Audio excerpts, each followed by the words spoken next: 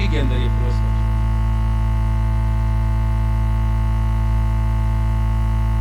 एक ही लक्ष्य है, गौ माता की अद्भुत महिमा घर घर तक पहुंचे।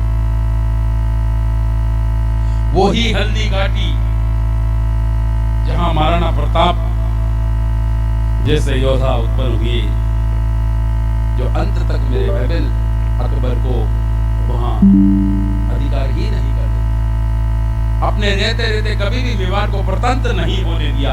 उसी हल्दी घाटी के अंदर, उसके पास में ही मेरे भाई बहन ये एकलिंग जी भगवान है। मेवाड़ के महाराणे ने कभी ये नहीं कहा कि हम राजा है वहां के, उन्होंने ये कहा है कि राजा तो हमारे एकलिंग जी है, हम तो उनके सहायक है, हम तो उनके मुनि हैं, हम तो उनके सेवादार हैं। वही एकलिंग जी महाराज धरती के अंदर में थे, वहां कोई मूर्ति ले जाकर के स्थापना नहीं की गई है, वो स्वतः प्रकट है इसी गो कृपा से। तो वहां भी ऐसी ही घटना हुई, वहां भी गौ माता रोज जाती और वहां पर दूध देती और आ जाती।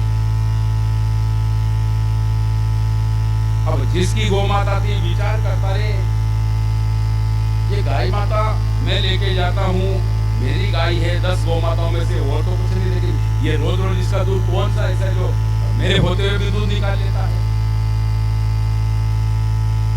जब घर वालों ने देखो, जो चराने जाता ना अधिकांश वो दूध नहीं निकालता है, दूध से निकालते हैं, क्योंकि वो बेचारा दिन भर थक जाता है। अब 150 का दूध अकेला कैसे निकालेगा? कहा कि वो उसकी गौ माता का दूध आपने किया क्या? नहीं, मैं तो सारी को लेके आया, मैं क्यों पीऊंगा? नहीं, मान लो भूख लग जाए तो पहले ऐसा ही करते थे, वो तो पात्र होता उसमें लेके पी लेते थे। तो विचार क्या करें, 4-5 दिन हो गए उसका तो दूध है ही नहीं। तो आज उसने पता रखा और देखा कि शाम का समय है और गौ माता जो धारी के पीछे गई और वो भी पहुंच गया, जो वो दूध देने लगी। वो देखता रहा, सारे के सारे अपने आप 4 थनों से दूध जा रहा था। उसने देखा कोई ना कोई यहाँ पर है जो छुप करके ये सारा का सारा दूध निकाल लेता है। जो गौ माता दूध छोड़ करके गई और लकड़ी से पीटना चालू किया, तो पीटते पीटते बिट्टी हटी देखा तो वहां पर वो शिवलिंग प्रकट हो गया, एकलिंग भगवान प्रकट हो गए। भले एकलिंग भगवान की जय हो। आदि जब कभी आप उदयपुर जाओ ना तो पूरी कैलाश पूरी है, और एकलिंग भगवान के रहते मेरे भाई बहन किसी भी मुगल की, किसी भी आदता की, हूण आए, डच आए, पुर्तगाली आए, फ्रांसीसी आए, जापानी आए, अंग्रेज आए, सब आए मेरे भाई बहन, लेकिन एकलिंग जी महाराज की कृपा से उस भूभा को अपना नहीं बना सके। तो आइए, 2 संतों का सुंदर मिलन हुआ, और जब संत मिलते हैं तो सत्संग ही जीवन में आता है, सत्संग ही जीवन में सुना जाता है। तब दोनों ने आपस में चर्चा की,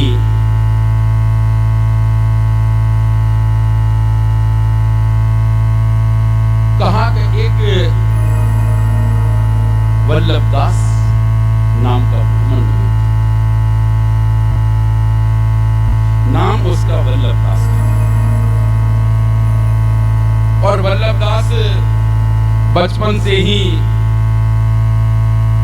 अनाथ हो गया, उसके माता पिता नहीं थे, और जब किसी संतान के माता पिता नहीं हो और जब वो स्वच्छंद हो जाता है तो उस पर किसी प्रकार का कोई अंकुश नहीं रहता है, तो फिर उसकी संगति मेरे भगन गलत हो जाती है।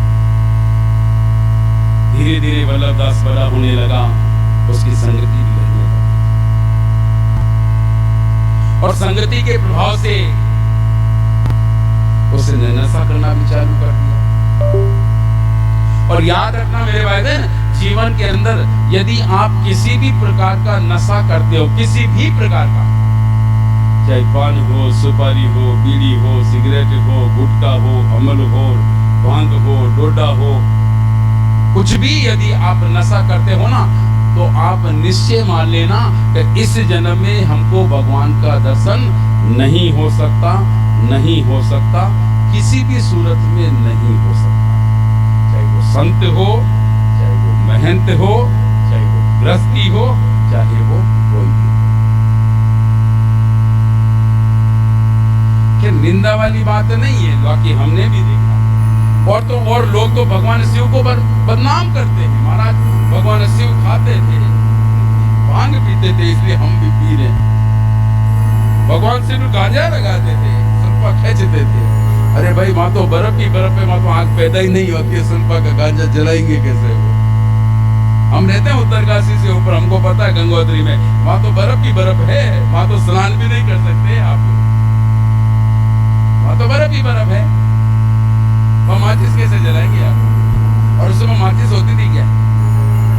माचिस तो होती नहीं थी, या तो पत्थर को रगड़ते। अब हिमालय में तो पत्थर ही नहीं है, वहां तो बर्फ ही बर्फ है, पूरा कैलाश ही बर्फ का बना हुआ, पत्थर कहाँ है वहां?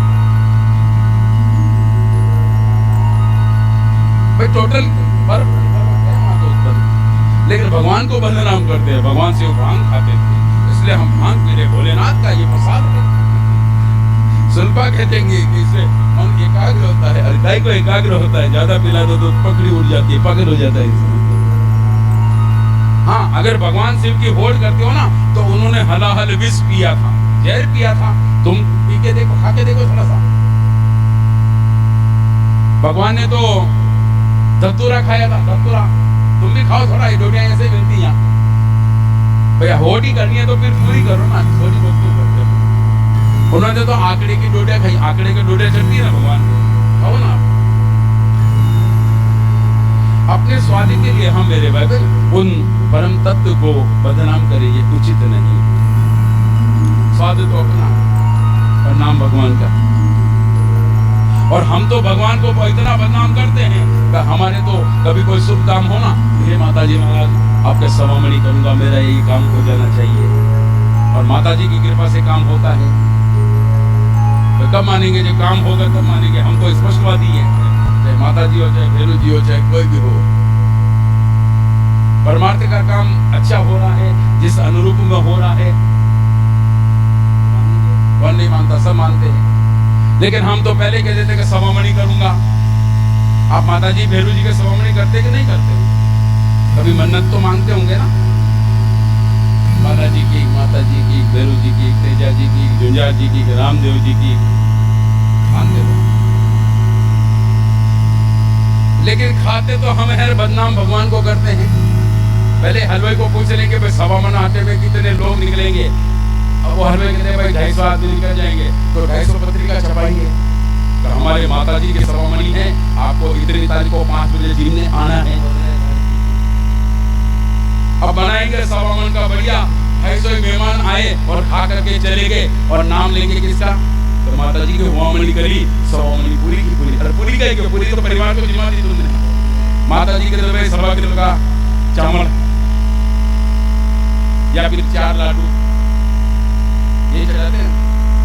अपने स्वाद के लिए हम भगवान को भी दे। तो कुसंगति मेरे भाई बहन जीवन का नाश करती है। वल्लभदास कुसंग में पड़ गया, ऐसे ऐसे कृत्य करने लग गया जो नहीं करने चाहिए। नहीं खाने वाली चीज को खाने लग गया, नहीं पीने वाली चीज को पीने लग गया, और उसका आचरण भी व्यभिचारी हो गया। कुछ समय तक यही परिस्थिति चलती रहती। और याद रखें, जीवन में जब बदलाव आता है ना, तो अचानक आता है। ये नहीं होगा आज थोड़ा सा आया, कल थोड़ा आया, पर आएगा तो बदलाव बिल्कुल अकस्मात आएगा। और बदलाव नहीं आएगा ना, तो जीवन में कभी आएगा ही नहीं।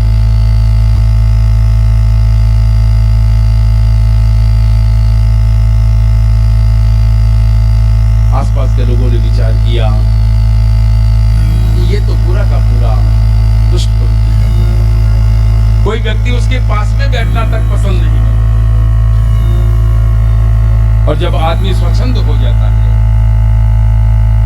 तो फिर जीवन के अंदर मेरे भाई बहन वो सब कुछ करता है जो उसको नहीं करना चाहिए, क्योंकि उसमें कोई अंकुश रहता ही नहीं। एक दिन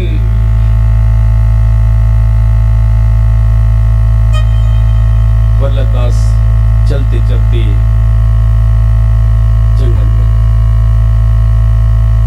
और याद रखना कभी पैदल जाने का मौका मिले ना, वैसे तो नियम है, आजकल तो साधन इतने हो गए हैं कि इंसान को पैदल जाने की फुर्सत नहीं रही है, लेकिन उल्टा हो रहा है। कार में बैठ करके जिम में जाएंगे, जिम लगे ना आजकल तो जगह जगह। पहले इंसान पैदल चलता था तो उसको जिम जाने की जरूरत नहीं होती है। आजकल खान पान होटल का हो गया, पिज्जा बर्गर लेना देना, पता नहीं कौन कौन सा चीज हम खाते हैं। कार में बैठ के घूमते हैं तो पैदल चलने की आवश्यकता होती नहीं है, तो शरीर को मेंटेन करने के लिए फिर जिम जाना पड़ता है। तो कार में बैठ के जिम जाएगा और वहां जाके साइकिल चलाएगा। जिम में क्या हो ना, ऐसी साइकिल होती है। ये हमारे मुन्ना जी हैं, पहले बाप जी क्या आता था, साइकिल चलाते चलाते गिर जाते। मुन्ना जी चलाते थे ना साइकिल, साइकिल चलती है ना, और साइकिल चलाने वाले को ना तो कभी पैर में दर्द होता है ना कभी कमर में दर्द होता है कभी दर्द। 5 किलोमीटर आज भी सुबह घूम के आते हैं, बोलो। और हम 5 किलोमीटर छोड़ करके या बस स्टैंड भी पैदल नहीं जा सकते, ना हम पैदल जा सकते हैं ना हम आ सकते हैं। हमने अपने शरीर को इतना आलसीपने में कर दिया।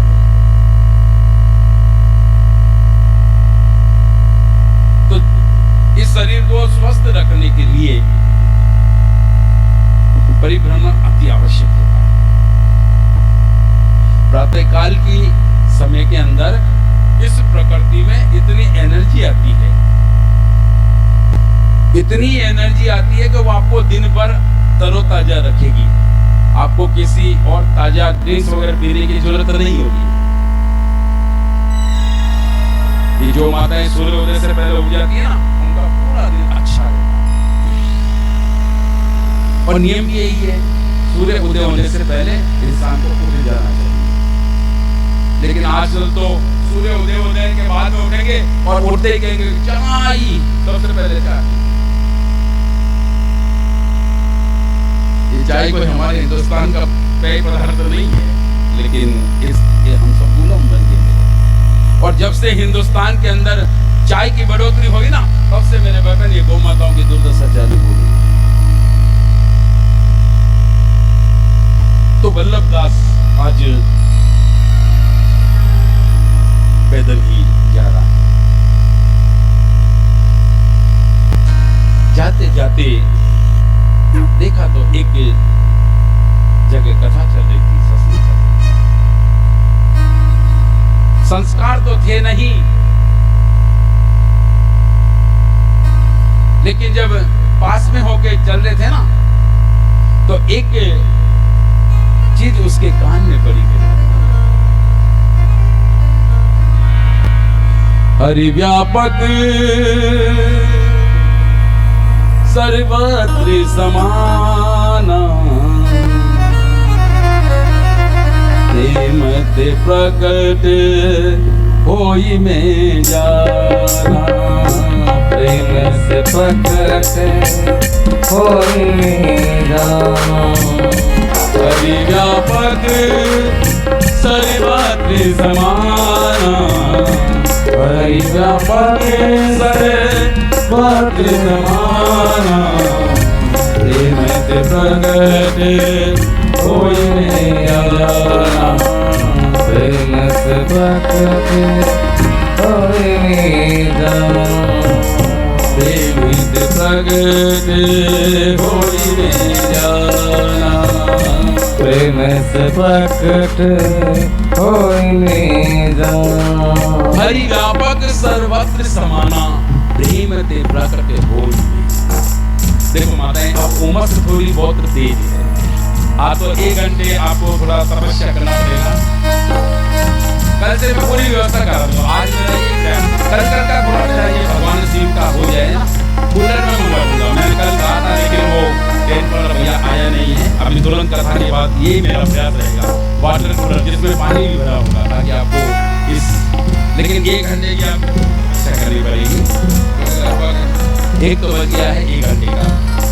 कल से आपको व्यवस्था करें, 10-5 कुर्सियां लगा देंगे, कोई माता बहन बैठ नहीं पाए तो वो पहले और 2 बड़े कूलर लगवा देंगे तो आराम से। तो वल्लभ दास चलते चलते पास में निकला और एक हरि व्यापक सर्वत्र समाना प्रेम ते प्रकट होई बेचा।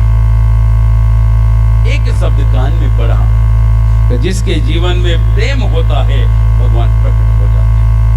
और प्रेम को तो देखो ना मेरे बाबा, मेरे गोविंद को क्या चाहिए? ना गोविंद को पद चाहिए, ना गोविंद को पदार्थ चाहिए, ना गोविंद को पुत्र चाहिए, ना गोविंद को पैसा चाहिए, ना गोविंद को प्रतिष्ठा चाहिए, ना गोविंद को मेरे भाई किसी प्रकार का और कुछ नहीं। पद, पदार्थ, पैसा, पुत्र, पत्नी, परिवार, प्रतिष्ठा कुछ भी नहीं चाहिए। सिर्फ चाहिए तो सिर्फ प्रेम चाहिए।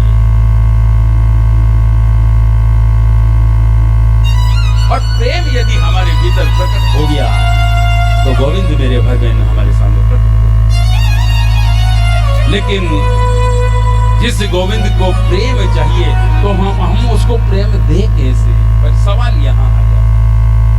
हम गोविंद को पाना चाहते हैं और गोविंद को प्रेम पसंद है, तो हम क्या करें? गोविंद को प्रेम कैसे करें? गोविंद की एक मेरे भाई बहन बड़ी विचित्र लीला है। जब आप राम कथा भी सुन रहे हो ना, तो राम कथा में एक सबरी का प्रसंग आता है, सबरी मैया का। बहुत अच्छी भक्त हुई थी सबरी मैया।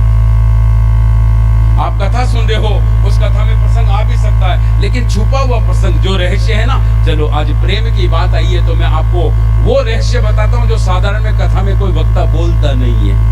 सबरी का प्रसंग तो फिर भी आप सुन लोगे कहीं भी कथा में, लेकिन इसके पीछे का जो रहस्य है, ये सबरी विलनी थी, ये तो सब जानते हैं।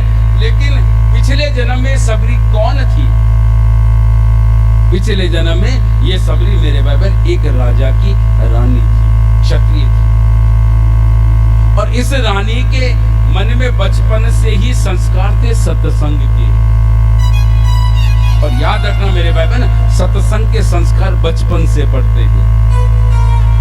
मुझे तो जब पसंद होती है जब बहन जी अपनी बेटी को बेटे को लाते हैं ना, गुरुजी रोज गौशाला में आते हैं, मंदिर में जाते हैं, आरती करते हैं, पूजा करते हैं। अब जो बच्चा बच्ची प्रारंभिक काल से ही सत्संग में जीवन रहेगा तो बड़ा होने के बाद माता पिता को दुख देगा कि सुख देगा? अरे सुख नहीं दे तो कोई बात नहीं, लेकिन दुख तो नहीं दे सकता ना। क्यों? कि हमने उसको संस्कार बचपन में ही डाल दिए। तो रानी थी ना, जब छोटी थी, इसमें भक्ति के संस्कार थे, मां पूजा करती थी। और याद रखना मेरे भाई बहन, जिस बच्चे में, जिस बेटी में जिस संस्कार होते हैं, आगे जाकर के उसका जीवन महान बन जाता है। जितने भी ऋषि मुनि हुए, भक्त हुए, साधु हुए, संत हुए, अच्छे अच्छे महापुरुष हुए ना, उनमें बचपन से संस्कार।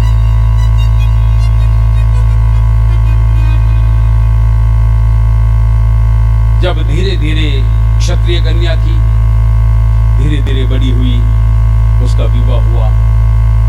लेकिन उस समय राजा महाराजाओं का राज था और कुछ मर्यादाएं होती, उसका पालन भी करना पड़ता था। अब सत्संग में जीवन था, लेकिन अब तो रानी महारानी बन गई, और महारानी तो हर कहीं जा नहीं सकती। आजकल की जो बहुत से कहते हैं कि पहले तो पर्दा तीर, ऐसी व्यवस्था थी हिंदू धर्म में, ये सब झूठ बातें हैं मेरे भाई। ये सब ये 200 साल का जो उलट पुलट संस्कार किया ना, इसका नतीजा है। हमारी आंखों ऐसी पर्दा नहीं थी, हमारी तो चेतना शक्ति मेरे भाई बहन, हिंदुस्तान की तो बहुत शौर्य की चेतना शक्ति थी। ये तो जब मुगलों का आक्रमण हुआ और वीर धर्मियों ने हमारी बहन बेटियों पर गलत नजर डालना चालू किया ना, तब जाकर के हमने ये अपनाया है, ताकि हर कोई शकल नहीं देख सके। बाकी हमारे तो यहाँ नारी यत्र नारी पूजन्ते तत्र रमन्ते देवता, हमारा तो सिद्धांत ही यही है वेद का। और नारी को तो बहुत ऊंचा स्थान मिला हुआ है। सनातनी परंपरा में नारी को कोई छोटी नहीं माना जाता। अरे भगवान शिव की एक शिवरात्रि आती है, राम जी की एक रामनवमी आती है, भगवान कृष्ण की एक जन्माष्टमी आती है, लेकिन मेरी अन्नपूर्णा माँ की तो 9 नवरात्रि आती है। एक रात्रि नहीं, नवरात्रि, वो भी एक नहीं, 2 नहीं, 3 नहीं, 4 नहीं, 5 नवरात्रि आती है। अब आप कहोगे कि 4 तो सुना, लेकिन 5वीं कौन सी है? मुझे पता है आपके जीवन में कौन सा संदेह है। मैं वही बताने जा रहा हूं, क्योंकि इस कथा में हर चीज आप नहीं सुनोगे जो आपने अभी तक सुनी ही नहीं। वो 5वीं नवरात्रि होती है गौ नवरात्रि, और वो दीपावली के दूसरे दिन से शुरू होती है, जो गोपाष्टमी के बाद तक चलती है। 9 दिन होते हैं नवरात्रि। और उस गौ नवरात्रि में सिर्फ और सिर्फ गोमाता का दूध का पान करके ही हमको 9 दिन वो नवरात्रि का अनुष्ठान किया जाता है। आप चाहो, आपने आज तक कई नवरात्रि की है, कई गुप्त नवरात्रि की है, लेकिन आप चाहो अगर जीवन में क्रांतिकारी बदलाव आए, इसी जन्म में हमको अनुभव हो, तो एक बार गौ नवरात्रि करके देखो। आने वाली दीपावली से वैसे भी व्रत करते हो, वैसे भी आप अनुष्ठान करते हो, लेकिन आपने कभी विचार किया मेरे भाई बहन, हमारे व्रत क्यों नहीं फलित होते? हम इतने उपवास करते हैं, वो फलित क्यों नहीं हो रहे? उसके पीछे बहुत बड़ा एक षड्यंत्र चल रहा है। माताओं से निवेदन है, आप व्रत करते हो ना, उपवास भी करते हो, तो उसमें साबूदाने की खीर भी बनाते होंगे ना, साबूदाने की, है ना, और खिचड़ी भी बनाते होंगे, है ना। अच्छा माता, मुझे एक बात बताइए, आप मूंगफली खाते हो, व्रत में खाते हैं, वो जमीन के नीचे लगती है, खाते हो ना। आम खाते हो, अमरूद खाते हो, फल खाते हो, केला खाते हो, वो सब बाहर लगते हैं ना। तो साबूदाना का कोई पौधा है अपने पास या जेतारन में, कोई नर्सरी में हो तो हमको चाहिए एक पौधा। पैदा कहाँ होता है वो? भाई फलारी तो वो होता है, या तो पेड़ के ऊपर लगता है या पेड़ के नीचे लगता है, वही तो होता है फलारी। राजगिरा है ना, सिंगाड़ा है, मलकांगनी है, ये सब फलारी है ना। तो कोई अपने को, अपने नर्सरी तो होगी ना, उसको कहना भाई हमको एक पौधा लगाना है साबूदाने का। आपने नाम सुना कभी साबूदाने का पौधा होता है, या किसी के घर पे लगा हो?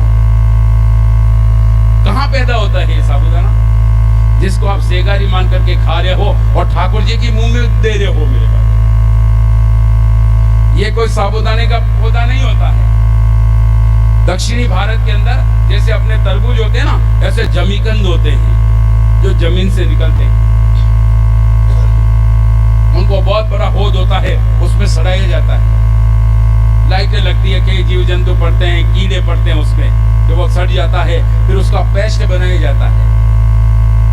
पेस्ट बनाने के बाद में उसको छोटी छोटी कटिंग करके पाउडर लगा करके और आपके घरों में उसको भेज दिया जाता है।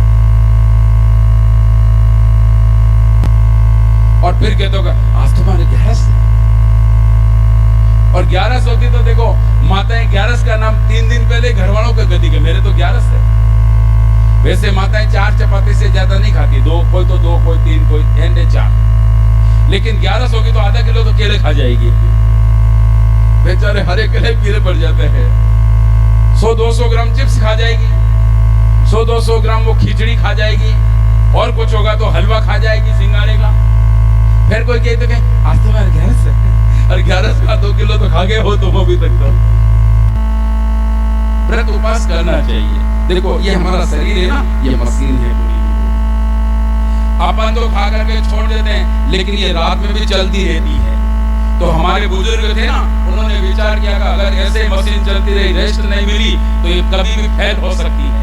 इसलिए 15 दिन में 1 उपवास, यानी महीने के 2 उपवास, कुछ नहीं खाना है, थोड़ा सा अगर फल फ्रूट लेना, फल फ्रूट आधा 1 घंटे में पच जाता है, लेकिन हम तो 2 किलो फलाहार खा लेते हैं, पूरा दिन मशीन चालू रहती है, फिर कहाँ हुआ अपना उपवास। उपवास नहीं कर सकते तो कम से कम 7 दिन में 1 टाइम व्रत करो। लेकिन हम व्रत में एक समय भोजन करने के बाद दूसरी समय फलाहार खा लेते हैं, पेट भर गया हमारा। तो ये सब एक वैज्ञानिक रिसर्च है, भाई बड़ेरों ने हमारे लिए व्यवस्था क्यों की है। ऐसी बहुत सी चीजें हैं जो मैं रोज कथा में एक एक दो बताऊंगा। एक ही दिन में सारी बताएगी तो ना तो आपको याद रहेगी ना उसमें सुधार होगा। तो आज का एक नियम बना लो कि यदि हम व्रत करते हैं, हम उपवास करते हैं भगवान के लिए, यदि हम सात्विक रहना चाहते हैं तो हमारे घर में आज के बाद में कोई साबूदाना नहीं आएगा। अगर आप चाहते हो कि हम पाप के भागी नहीं बने तो, और नहीं तो फिर मांसाहारी खाओ तो हमें कोई आपत्ति है नहीं। और वो भी कब खाया जाता है? जब 11 के दिन, आधे दिन तो 11 जो सब पुण्य का दिन होता है, जिस दिन पाप करो तो करोड़ गुना पाप लगता है और पुण्य का कर्म करो ना तो करोड़ गुना पुण्य मिलता है। उस दिन हमको वो नहीं खाने वाली चीज साबूदाने के रूप में खिलाई जाती है। देखो हमारे धर्म को भ्रष्ट करने के लिए कितना षड्यंत्र रचा गया। अरे सामा है हमारे चारे का आटा, कहते थे ना महाराणा प्रताप ने चारे की रोटी खाई, चारे का मतलब वो सामा। अरे घास की रोटी ही जब बन बना ले भाग्यो ना नो सो हमरो चीक पड़ो राणा रो सो, वही घास। अरे महाराणा प्रताप तो दर दर जंगल में भटकते थे, आपको पता है उनकी बेटी भूख से ही मर गई थी। चाहते थे वो किसी भी खरगोश को मार करके खा सकते थे ना, किसी हिरण को मार के खा सकते थे, लेकिन नहीं, ये क्षत्रिय परंपरा नहीं है किसी को मारने की। निरी को मार करके जीव मार भोजन करे, खाता करे बखान, पीपा प्रत्यक्ष देख ले हाली माई मसान। शमशान में क्या होता है? हड्डियां होती है, अब उसी मरे हुए की हड्डियों को इस मुंह के स्वाद के लिए अन्न को देवता मानते हो लगा लगा के खा लेते हो। उचित है, माताओं से विशेष निवेदन है, क्योंकि हिंदुस्तान की भक्ति शक्ति की यदि एक संगम कहा जाए तो मातृ शक्ति होती है। आज भी मेरे राम जी आने को तैयार है, आज भी भगवान कृष्ण आने को तैयार है, आज भी महाराणा प्रताप सिंह आने को तैयार है, लेकिन सोचते हैं कि मैं कहाँ आऊं, ऐसी कोई गोद हमको मिले। इसका मतलब यह नहीं है कि ऐसी कोई माताएं नहीं है, लेकिन कुछ खान पान का हमको ध्यान रखना। तो आज की कथा में कथा याद रहे चाहे नहीं रहे, आपको जीवन बदलने के लिए इतना आप निश्चय कर लें कि आज के बाद हम फलाहारी रहेंगे अथवा व्रत करेंगे, उपवास करेंगे। होली, दिवाली, किसी भी दिन साल में 365 दिन होते हैं, हमारे घर में कभी साबूदाना आएगा ही नहीं, बनना तो बहुत दूर की बात है। तो आप उस पाप से बच जाओगे जो करोड़ों जीव जंतुओं के मरने के बाद वो साबूदाना बनने में लगता है। फिर देखना आपका व्रत अनुष्ठान कैसा चलता है। अभी तो 13 दिन की कथा है, दूसरा दिन हुआ है, बीच में कोई सोमवार का व्रत आएगा, कि किसी के बुधवार का, कि किसी के गुरुवार का, कि किसी के शनिवार का, और सावन में तो व्रत ही रहते हैं, अनुष्ठान ही रहता है। और एक नहीं, अभी तो 2-2 सावन है।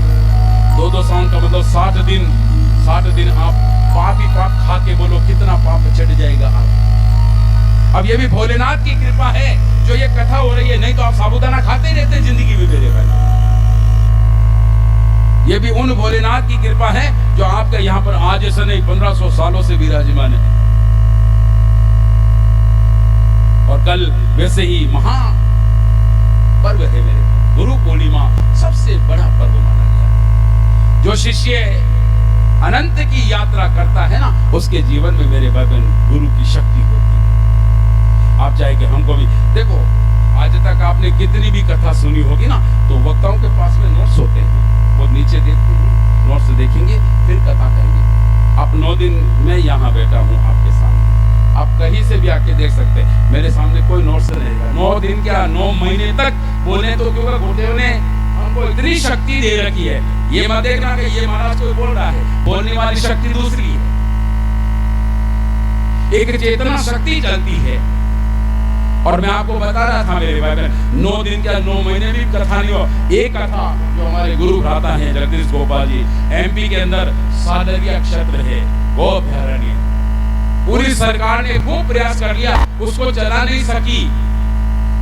तो हजारों एकड़ का जो गो अभयारण्य है ना, वो गोद लिया, पूरा संभाल दिया कभी महाराज, आप संभालो। और उस अभयारण्य में सादरिया ग्राम है, वहां पर पूरे 1 साल की कथा चलेगी। कितनी? रोज रात को कथा लिखी जाएगी और प्रातःकाल बोली जाएगी, और वो आपके संस्कार चैनल पे आएगी। आप घर बैठे उस कथा को देख सकते हैं। 8 अप्रैल 2024 से 7 अप्रैल 2025 तक। 1 साल की पूरी कथा सुनी। तो वो कृपा कथा तो मेरे भाई में बहुत आनंद है। हमको क्या करना है कि हमारा जीवन बदल जाए। और मैं आपको ज्यादा तो कुछ नहीं कहूंगा, लेकिन इस 13 दिन के भीतर इस जैतारण के जितने भी धर्म प्रेमी मातृ शक्ति है या भाई लोग हैं, उनके जीवन में इतना बदलाव आ जाएगा, वो सोचने पे मजबूर होंगे कि हमारे जीवन में ये बदलाव इतने साल पहले क्यों नहीं आया। उसका प्रभाव पड़ता है संस्कार।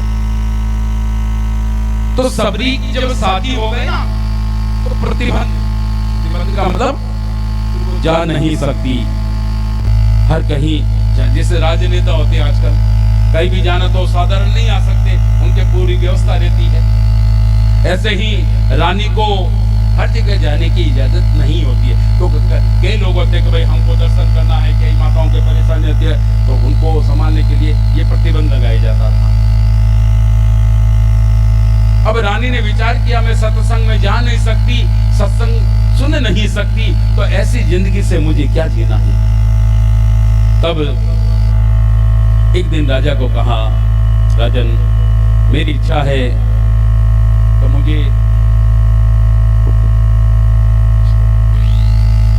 मुझे एक बार गंगा स्नान करवा दो हरिद्वार में। राजा ने कहा ठीक है, पर याद रखना मेरे भाई बहन, जीवन के अंदर साल में 365 दिन होते हैं। 350 दिन आप संसार का खूब काम करो, आपको जितना करना है ना सब करो। आराम से ले जाओ, आराम से, उधर से ले जाओ। तो 350 दिन संसार का खूब काम करो, लेकिन 15 दिन अपने लिए होने चाहिए। 15 दिन के अंदर आप किसी भी धार्मिक स्थल पर अपने लिए, वैसे तो उत्तरकाशी में हमारे गुरुदेव का बहुत सुंदर आश्रम है। उस उत्तरकाशी के अंदर 17 मई से 26 मई तक 9 दिन का अनुभूत एक कथा का आयोजन रहता है। कभी राम कथा, कभी गौराम कथा, कभी गौ कृपा कथा। इस बार भी वहां रहेगी, राम कथा भी रहेगी और नानी भाई का मायरा भी रहेगा। ऐसा अनुभूत आयोजन रहेगा 2024 के अंदर 17 फरवरी से 26 फरवरी तक। 350 दिन खूब काम करो, लेकिन 9 दिन के लिए 15 दिन अपने होते हैं। उस दिन आराम से वहां पधारो, आपकी रहने करने की, सोने बैठने की हर व्यवस्था। सामने गंगा मैया, इधर गौ माता का महल, गौ सेवा भी वही, गंगा मैया के दर्शन भी वही और भजन भी वही और दिव्य कथा का भी अनुभूत आनंद है।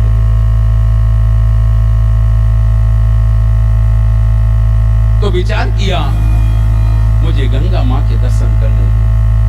पतिदेव ने कहा ठीक है, राजकार्य से फ्री होके मैं चलता हूं। एक दिन मेरे भाई बहन रानी को लेकर के राजा चले हरिद्वार पहुंचे। देखो हरिद्वार में गंगा धक्का मारती है, आप यदि स्नान करोगे ना तो आपको घर याद आएगा। लेकिन कभी हरिद्वार जाओ तो 30 किलोमीटर आगे ऋषिकेश है, वो संतों की भूमि है। वहां आपने स्नान किया तो आपका मन करेगा कि मैं यहाँ रहूं। गंगा वो ही है, लेकिन हरिद्वार में स्नान करोगे तो घर आने की इच्छा होगी और ऋषिकेश में स्नान करोगे तो भजन करने की इच्छा होगी, कुछ वहां रहने की आपका मन होगा। तो रानी गई, जाते देखा तो स्नान करोगे, अगर नहीं एकांत में करेंगे। राजा के साथ साथ पैदल ही चली गंगा के किनारे। जाते जाते अचानक राजा से हाथ छुड़ाया और गंगा मां में कूद गई। कहा मां, जिस जीवन में सत्संग नहीं है वो जीवन मेरे किसी काम का नहीं है। तुरंत अंदर कूदी और हमेशा के लिए गंगा में विलीन हो। वो ही रानी मेरे भाई बहन अगले जन्म के अंदर सबरी बनकर के राजा सबर के वहां पर पैदा होती है।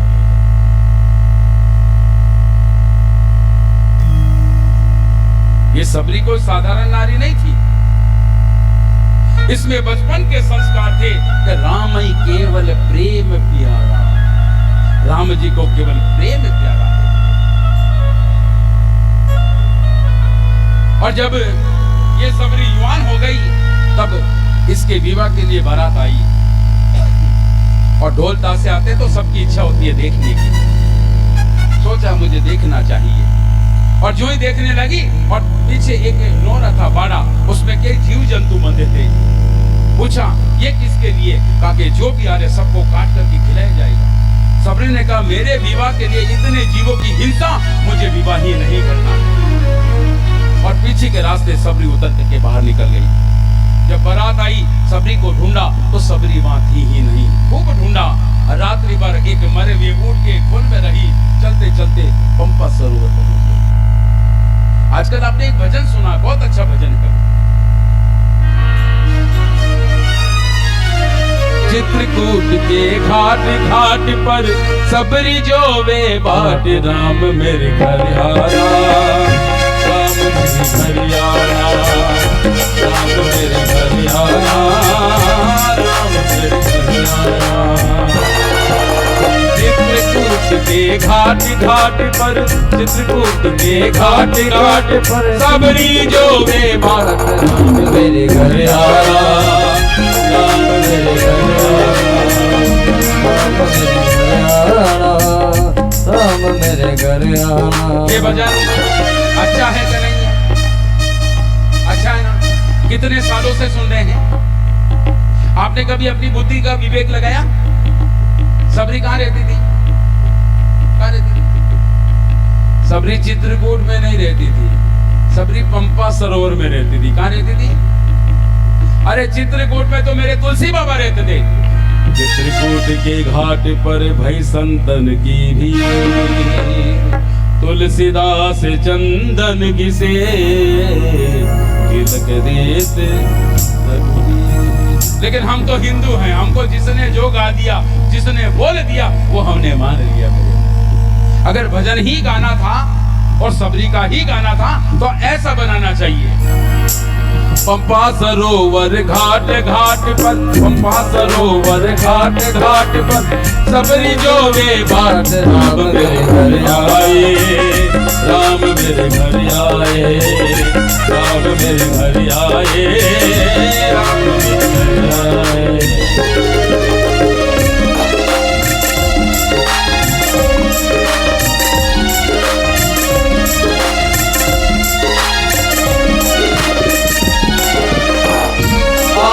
नहीं है रामा क्या मैं बिछाऊं, क्या मैं बिछाऊं प्रभु, क्या मैं बिछाऊं, क्या मैं बिछाऊं प्रभु, क्या मैं बिछाऊं।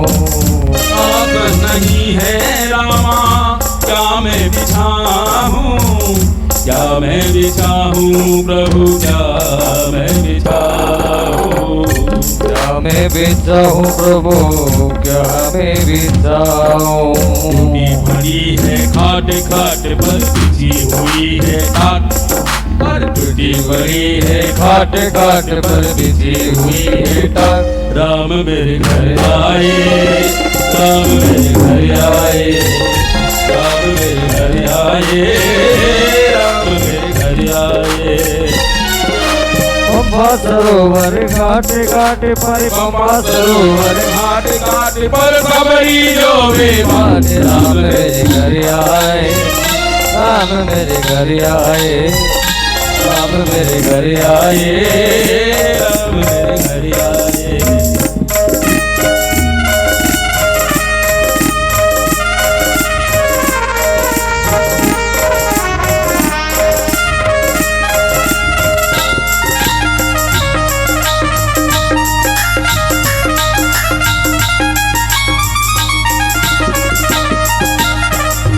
भोजन नहीं है रामा क्या मैं जिमाऊं, क्या मैं जिमाऊं प्रभु, क्या मैं जिमाऊं, क्या मैं जिमाऊं प्रभु, क्या मैं जिमाऊं। भोजन नहीं है रामा क्या मैं जिमाऊं, क्या मैं जिमाऊं प्रभु, क्या मैं जिमाऊं, क्या मैं जिमाऊं प्रभु, क्या मैं जिमाऊं। हरे भरे हैं पेड़ पेड़ पर लगे हुए हैं बैर, अरे हरे भरे पेड़ पेड़ पर लगे हुए वे। राम मेरे घर आए, राम मेरे घर आए, राम मेरे घर आए, राम मेरे घर आए। तो मेरे भाई बहन सबरी का भजन आज तक हम गलत सुन रहे हैं, लोग सुना रहे हैं। अरे और तो और सुनो, एक मिनट। राम कथा सब सुनते हैं ना, और राम कथा में एक चौपाई है, मंगल भवन मंगलहारी, आती है सबको। एक बार माता जी बोलना, एक माइक नहीं, माइक दे दो माता जी को, बहन जी को माइक दे दो। हाँ हाँ, एक ऐसी चौपाई जो सब बोलते हैं, मंगल भवन मंगलहारी, पूरा हिंदुस्तान क्या विदेश में सब बोलते हैं, और सब गलत बोलते हैं। आज मैं सुधार करा रहा हूँ, आपके यहाँ भी कथा चल रही होगी, महाराज जी से निवेदन करना। वैसे वो तो बिल्कुल ज्ञानी पुरुष हैं, लेकिन यदि कोई आपका कथा में जाने वाले जो भक्तजन गलत बोल रहे हो ना, तो उसको सुधार करना। हाँ बहन जी को माइक दो, 2 मिनट आप आइए, वो मंगल भवन वाली चौपाई बोलिए थोड़ा सा।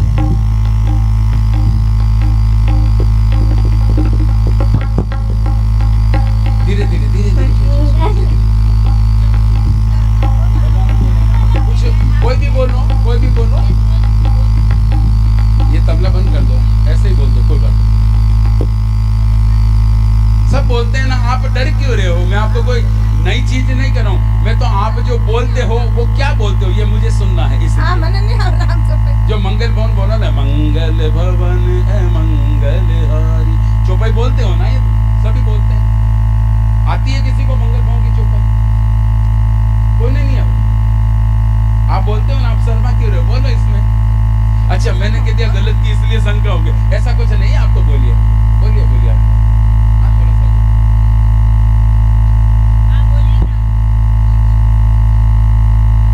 आप डर क्यों रहे हो? मैं आपको कुछ नहीं कहूंगा, मैं केवल आप जो बोल रहे हो वो सुनना चाहता हूँ। भाई जेतारण में माताएं कैसी बोलती है? चलो भाई मम्मी, हाँ बोलो बोलना बेटा।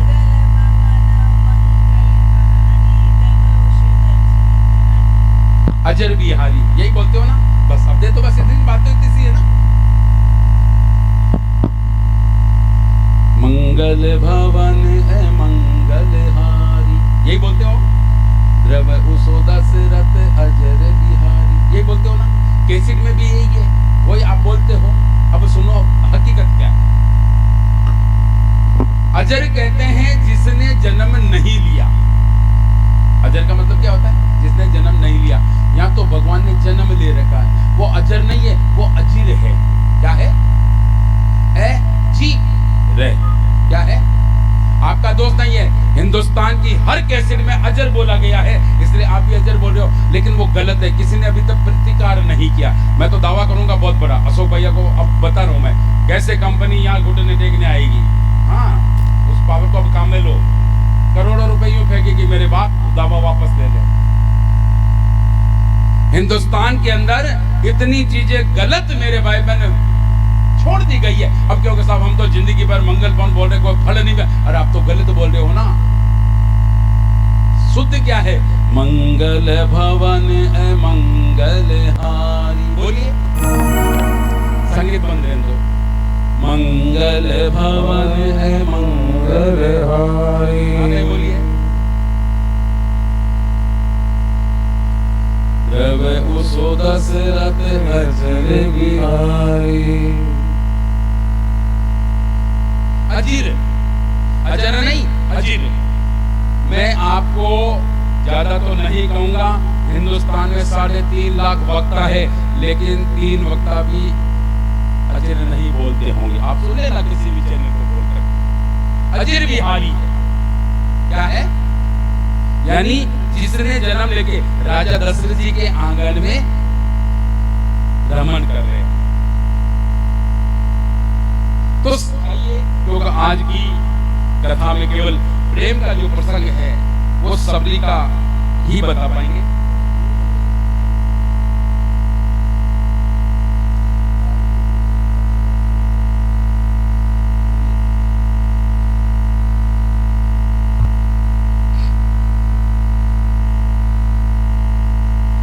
तो ये सबरी मेरे भाई बहन वहां से चलती चलती सीधी सीधी आई पंपा सरोवर, और पंपा सरोवर आकर के सुबह 4 बजे जितने भी संत थे ना, वो पंपा सरोवर में स्नान करते थे।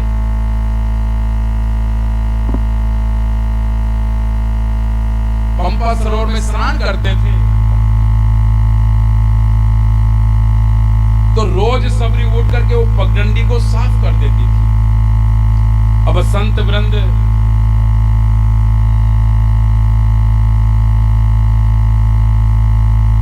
एक दिन हुआ, 2 दिन हुआ, देखा रे अब तो कंकड़ लगना बंद हो गए हैं, ये सफाई कौन करता है? तो मतिंग मुनि जो थे ना, उन्होंने कहा कि 2 शिष्यों को छोड़ा, देखो रात में कौन आता है? तो देखा ये सबरी 3 बजे उठ करके और उस पगडंडी की सफाई कर देती, पगडंडी की सफाई कर देती पूरी की पूरी।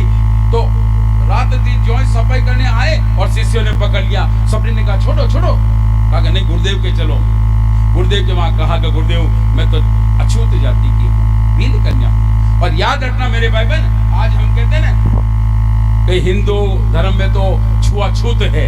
उन्होंने ना तो कभी कोई शास्त्र पढ़ा है, ना कभी कोई उन्होंने वेद देखे हैं, सुनना ही बहुत दूर की बात है। कोई छुआछूत नहीं था। आपको पता है राजा शांतनु ने मत्स्य कन्या से विवाह किया था। एक मछुआरे की वो बेटी थी, लेकिन शादी होने के बाद वो एक क्षत्राणी कहलाई, उसी से वो पूरा का पूरा कुल चला। मेरे राम जी क्षत्रिय थे, लेकिन विलनी के घर पे जाकर के राम जी ने खुद बैर खाए हैं। अरे जब राम जी को वनवास मिला ना, तो वन में जाते सबसे पहले भीलों का राजा को निषाद मिला, उसको राम जी ने मेरे गले लगाया है। कहां है छुआछूत लिखा हुआ? हमने तो नहीं देखा है।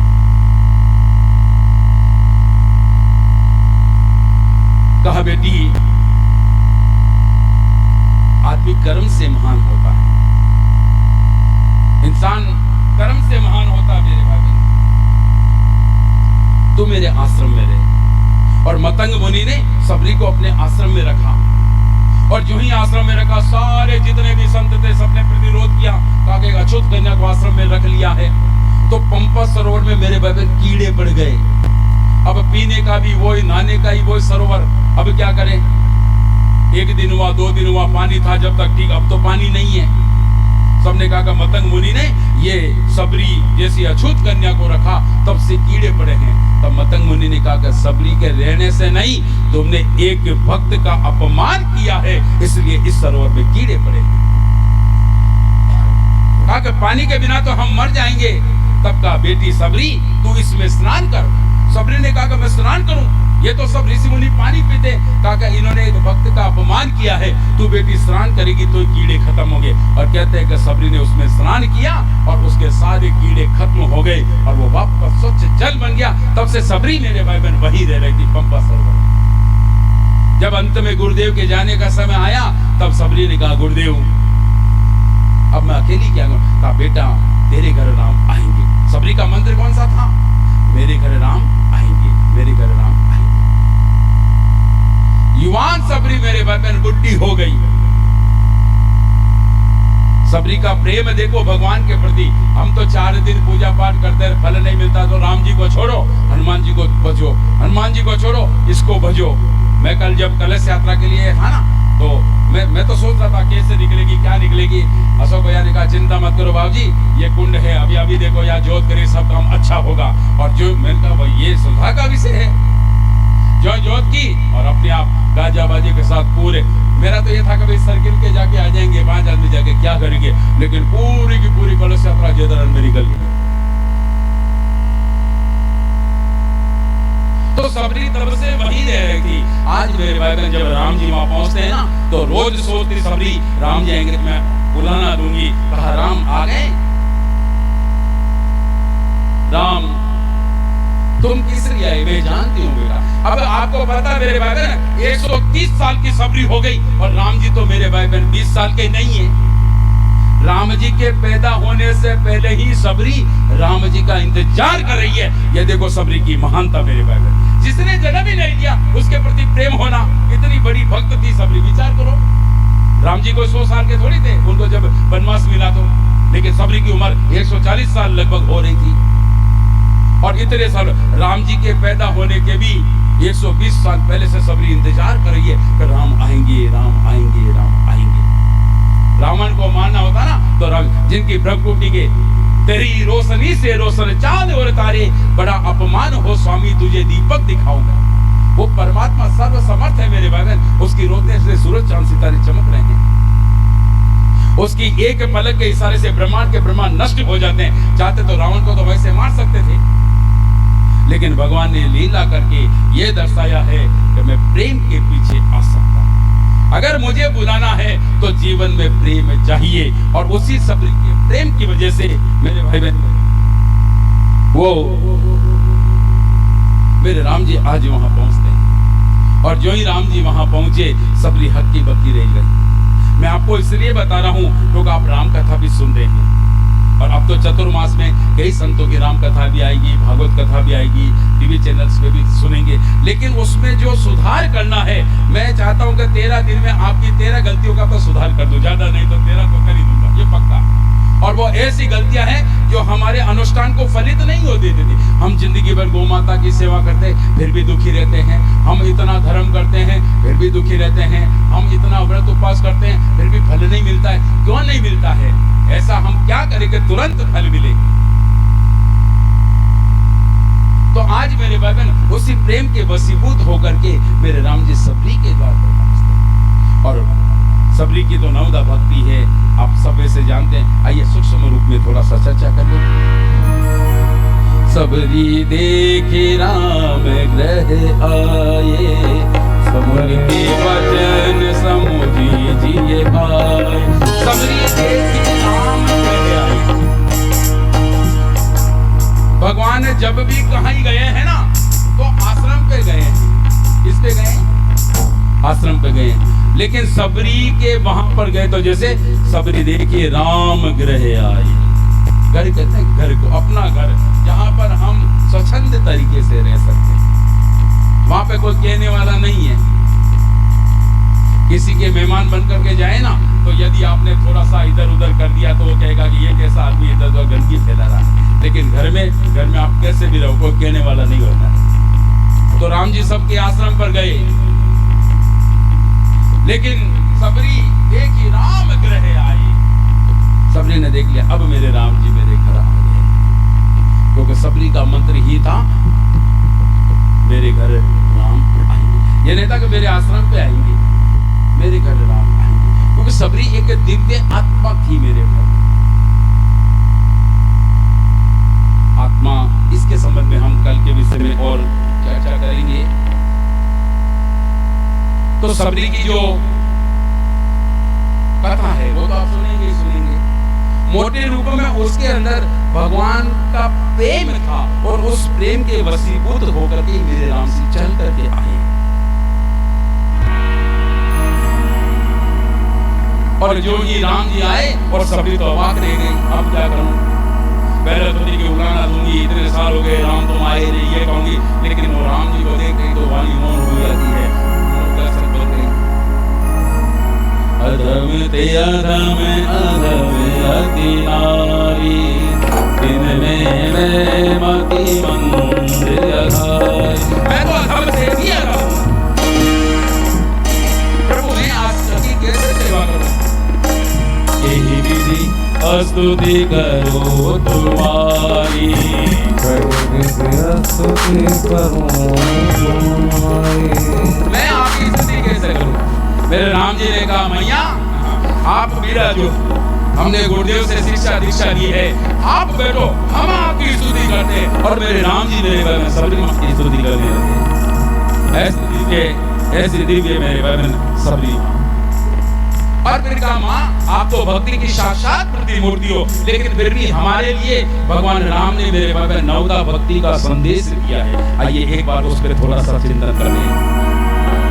प्रथम भगति संतन कर संगा, प्रथम भक्ति संतन कर संगा।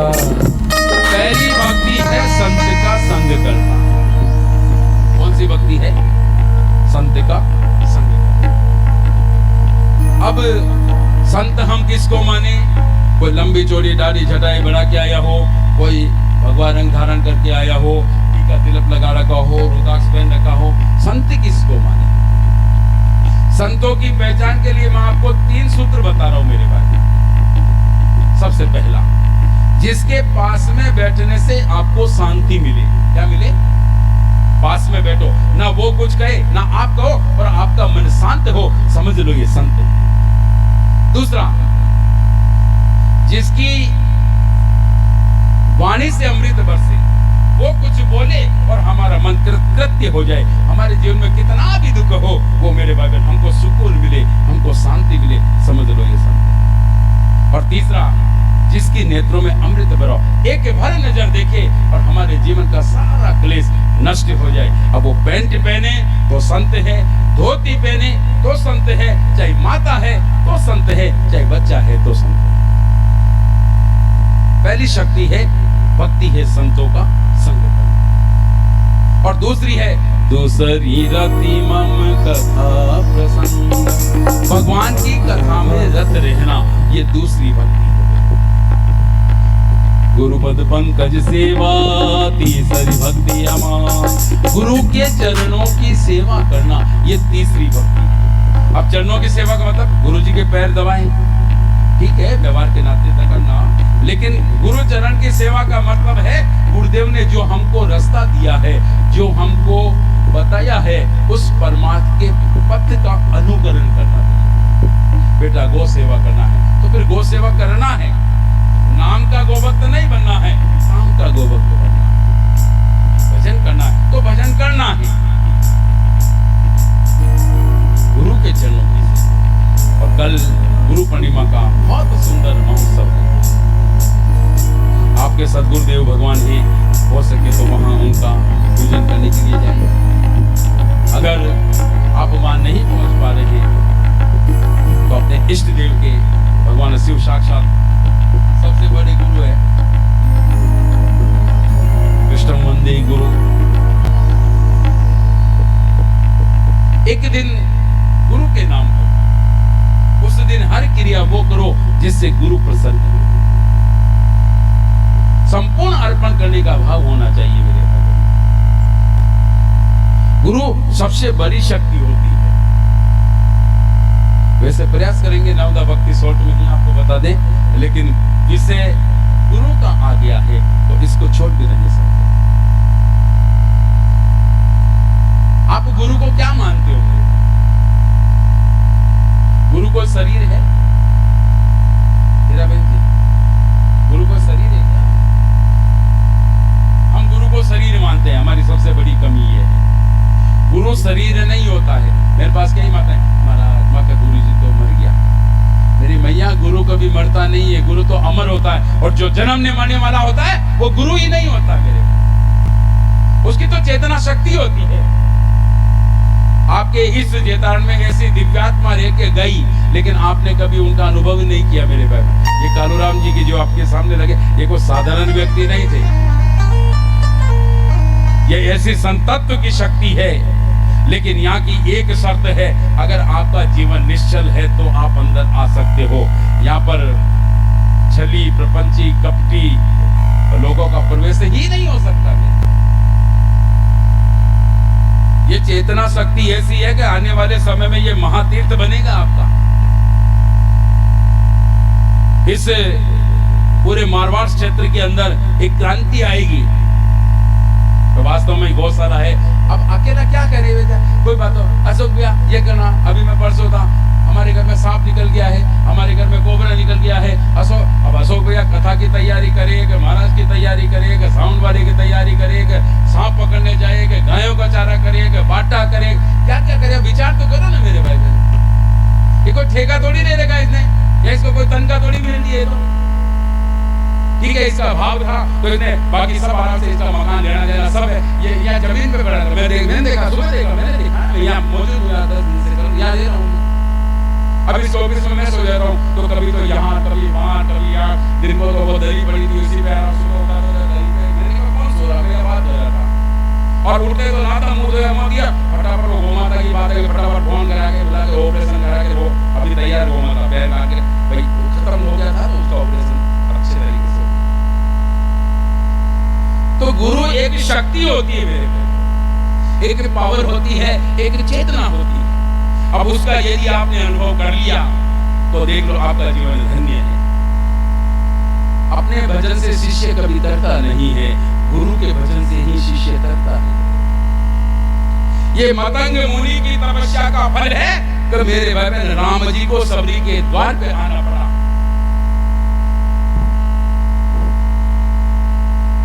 तो कल गुरु पूर्णिमा का महोत्सव है। आइए एक बार अपने अपने गुरुदेव को भी याद कर लें। मेरी काटो करम जंजीर हो, मेरी काटो करम जंजीर, सद्गुरु दया करो। मेरी काटो करम जंजीर, सद्गुरु दया करो। दया करो गुरु दया करो। ताली के साथ दया करो प्रभु दया करो। दया करो गुरु दया करो। दया करो गुरु दया करो। मेरी हर लो, मेरी हर लो, मेरी हर लो मन की पीर, सद्गुरु दया करो। मेरे काटो करम जंजीर, सतगुरु दया करो।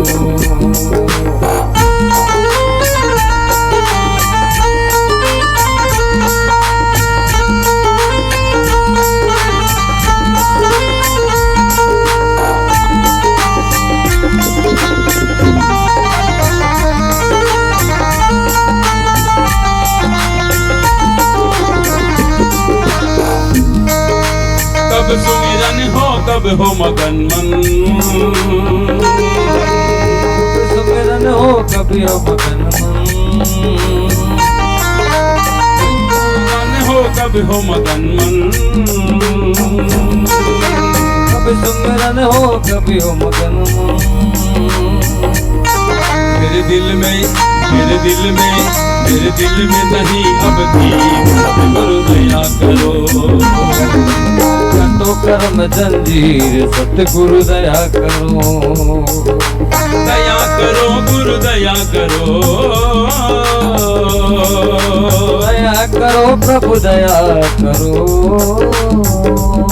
मेरी हर लो, मेरी हर लो, मेरी हर लो मन की पीर, सद्गुरु दया करो। मेरे काटो करम जंजीर, सतगुरु दया करो। पूजा होवे नहीं सेवा सदे नहीं, पूजा होवे नहीं सेवा सजे नहीं। भजन बने नहीं ध्यान लगे नहीं। भजन लगे नहीं बन रहे नहीं नैनन, नहीं नैनन, नहीं नैनन बिरहानीर, सद्गुरु दया करो। नहीं नैनन बिरहानीर, सतगुरु दया करो। मेरी काटो करम जंजीर, सद्गुरु दया करो। काटो करम जंजीर, सतगुरु दया करो। दया करो गुरु दया करो। दया करो प्रभु दया करो। दया करो गुरु दया करो। मेरी हर लो, मेरी हर लो, मेरी हर लो मन की पीर, सद्गुरु दया करो। मेरी हर लो मन की पीर, सद्गुरु दया करो। मेरी काटो करम जंजीर, सद्गुरु दया करो। मेरी काटो करम जंजीर, सद्गुरु दया करो। गुरु अपने शिष्य को समझे अपना